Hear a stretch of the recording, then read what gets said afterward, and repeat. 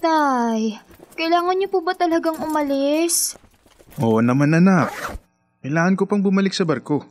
Pero Tay, pag-graduate naman na po ako. Bakit ba ayaw mong paalisin niyang tatay mo? Ang lakas-lakas pa niyan. Kayang-kaya pang magbanat ng buto. Nay, bata pa kasi ako, lagi nang wala si tatay. Tuwing 2 taon lang kung umuwi. Gusto ko sanang makasama ang tatay palagi. Ang bata pa ng tatay mo, anak. Sayang naman kung buburuhin natin siya dito. Ang sabihin mo, mamimiss mo yung mga pabango at lipstick na pinabibili mo sa akin tuwing uuwi ako. Siyempre kasama na yun.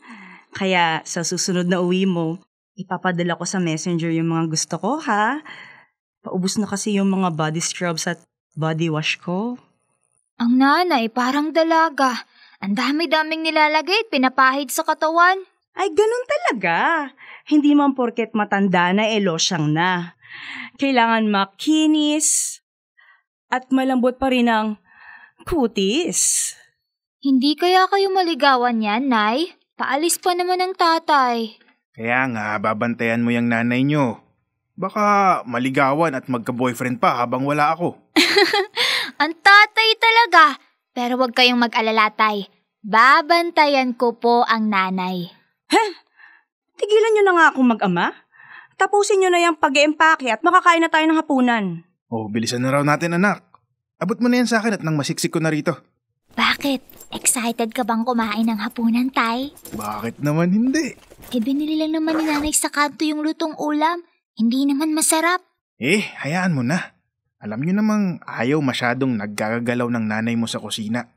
Hindi lang sa kusina, Tay. Sa buong bahay. Baka daw kasi masira yung mga kuko niyang bagong manicure. Ikaw talaga. Hayaan mo na yung nanay mo. Ayaw mo nun. Maalaga sa katawan ng nanay mo. Siya nga ang pinagmanahan mo eh. Pareho kayong maganda. Basta anak ha, pag alis ko, ikaw na ang bahalang magsabi sa akin ng mga bagay na tungkol sa nanay mo.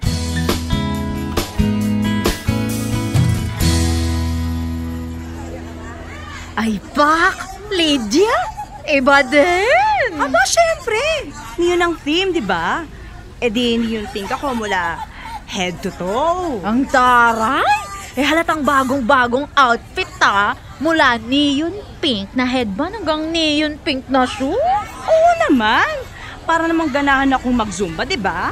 Ang hirap namang gumiling kung wala ka sa forma. Gumit na ka dahil bongga ka. Diyan ka sa harapan. Hindi ako tatanggi dyan. Hindi pwedeng masapawan itong beauty ko.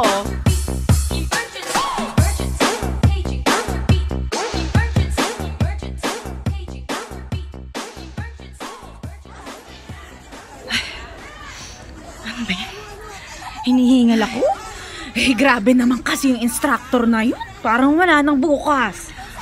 Ginutom tuloy ako. Kain muna tayo bago umuwi. Ay, mabuti pa nga. Ano kayang masarap kainin? Ay, crispy pata, bulalo, kanin, tapos halo-halo na maraming gatas at 1 litro ng malamig na soft drinks. Hay, ikaw talaga, Tessie. Bakit ba tayo nag-zumba? Para magbawas ng timbang. Yun naman pala bakit plano mong dagdagan ulit? Oo nga, umuwi na nga lang tayo at na makapag-oatmeal. At dagdagan ng saging para mas masarap, isubo!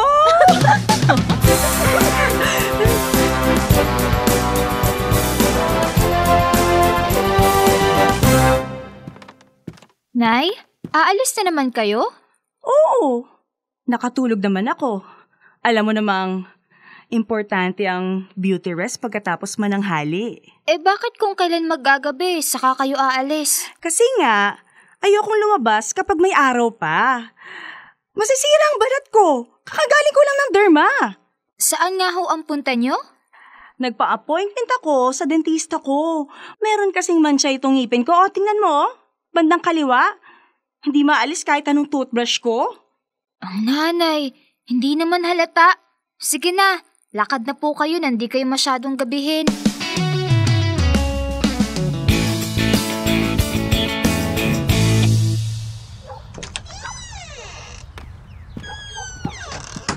Oh, Nay, himala. Maaga yata kayo ngayon. Naabutan niyo pa akong gising. Grabe ka naman, Lina. Para namang araw-araw akong ginagabi. Tulungan ko na ho kayo. Hindi kayo magkandadala. Ipatong mo muna dyan sa center table. Mukhang nag-shopping kayo, Nay, ah. Oo! Wala na akong maisuot. Patingin nga ng mga pinamili niyo, Nay. Wow, Nay! Ang iksi naman na ito. Hindi ba parang mahalay? Hindi naman. Mainit ang panahon. Ang mga damit ng nanay pang dalaga. Kung hindi maiksi, sleeveless. Kung hindi sleeveless, kita ang cleavage. Ay dapat nga matuwa ka. At hindi losyang ang nanay mo. Ipasok mo na nga yung pinamili ko sa kwarto.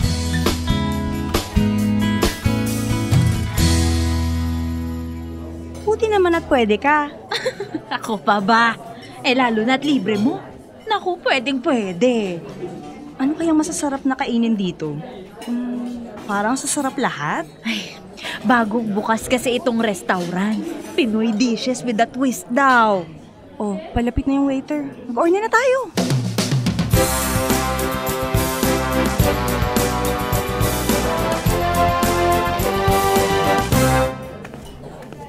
Madam, kumusta po?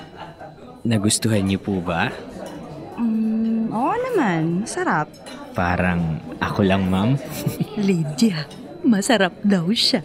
Tessie, marinig ka. Kunin na namin yung bill. Kunin ko, ma'am. Balik ako agad. Hoy, Lydia, namumula ka. Blushing ka, friend. Loka-loka. Mainit lang. Pero ang pogi ng waiter, no? Hoy, may asawa at anak ka na ha. Kaloka ka, friendship? Eto na. Naku, pasensya ha. Wala akong barya para sa tip. Ayos lang. Number mo na lang, ma'am. Phone number ko? Yes. Pwede naman, 'di ba? Bigay mo na, Lydia. Number lang naman. Hindi naman hinihingi ang pagkababae mo. Sa bagay. O ayan. Sinulat ko sa likod ng resibo. Sige, madam. Text ko na lang kayo, ha? Text me, Tangpek? Iba ka talaga, Lydia. May asim pa. Hoy, marinig ka. Halika na nga. Nakabayad naman na tayo. Maglakad-lakad tayo sa labas para bumaba ang kinain natin.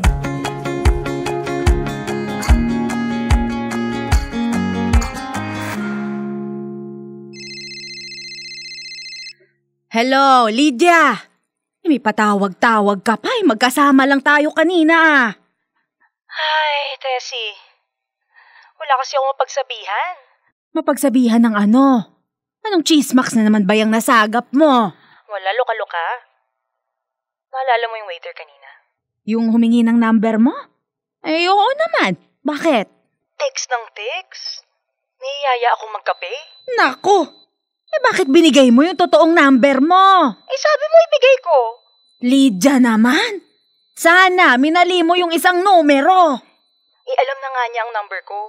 Anong gagawin ko? Ano bang sinasabi ng puso mo? Makipagkita ako. Wala namang masama sa pagkakape, hindi ba? O gusto mo naman pala eh. Eh di makipagkita ka.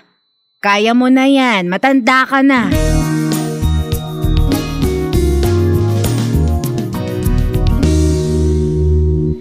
Oh, buti naman. Pumayag kang magkape kasama ako. Bakit naman hindi? Wala naman sigurong masama sa pagkakape. Pero unahan na kita. May asawa at anak na ako. Talaga ba? Eh, nasan yung asawa mo? Nasa abroad. Sus, sa abroad naman pala eh. Pwede namang ako muna habang wala siya. Sira ba ulo mo? Hindi. Straightforward lang ako. Prangka. Sinasabi ko kung ano yung nararamdaman ko. Di naman kita pipilitin. Kung hindi mo gusto, ayos lang. Ang tanong, ayaw mo ba? Uy, ang tamis ng ngiti pero di makasagot. Alam mo sabi nila, silence means... Yes. Nag-yes ka na. Wala nang bawian yan. Simula ngayon, tayo na.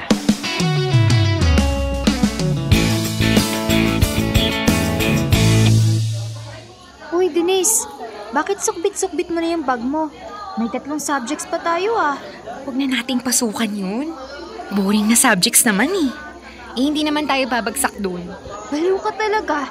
Magka-cutting class ka na naman. Oo nga. At this time, isasama kita. Ano, G? Ayoko nga. Baka mahuli ako ng nanay ko. Lagot ako. Paano ka naman mahuhuli ng nanay mo? Nasa bahay lang yun. Ang alam ng mga nanay natin, mamaya pa ang uwian natin. Saan naman tayo pupunta? Di sa mall. Kape tayo. Lakad-lakad. Kapag may magandang palabas, nood ng sine. Para malamig. Ay, naku, Denise. Ikaw talaga. Sinasama mo pa ako sa mga kalokohan mo. Ay, sus! Pero ang totoo, gustong-gusto niyang sumama. O siya, kunin mo na yung bag mo, dali. Umalis na tayo kasi kapag dumating si ma'am, trap na tayo dito.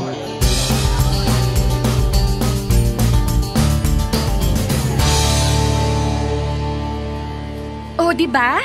At least naman kahit isang beses nasubukan mong mag-cutting ng klase. Masyado ka kasing ulirang estudyante. Hindi naman. Ayoko kasing bumagsak. Hirap na yung tatay ko kakatrabaho abroad. Hindi ka naman babagsak kung paminsan-minsan lang. Oh, maluwag yung coffee shop oh. Doon muna tayo. Sige.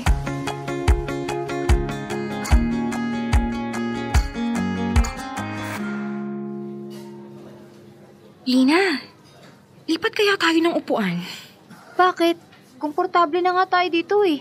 Kasi kadiri kasi yung nasa sulok na table eh. Kitang-kita ko sa kinauupuan ko. Bakit? Ano ba yun?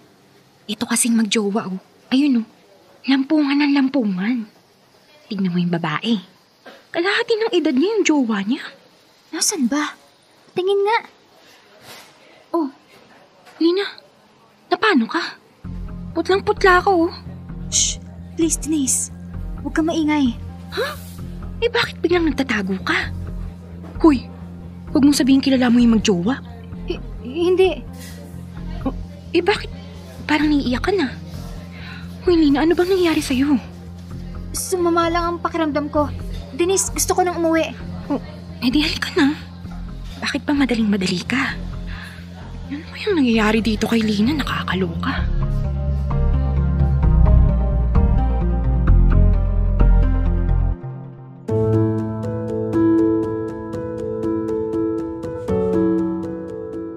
Dear Love, isang buwan na ang nakakalipas mula nang makita ko ang nanay at ang boyfriend niya sa isang coffee shop sa mall malapit sa amin. Hindi ko magawang masabi kahit kanino ang nakita ko. Hindi ko masabi kay tatay kasi alam kong masasaktan siya. Hindi ko naman makumpronta si nanay at baka ako pang lumabas na masama. Hindi ko naman masugod yung boyfriend niya na halata namang pineperahan lang ang nanay. Anong gagawin ko? Bakit kasi ako pa ang nakakita ng sikreto ni nanay?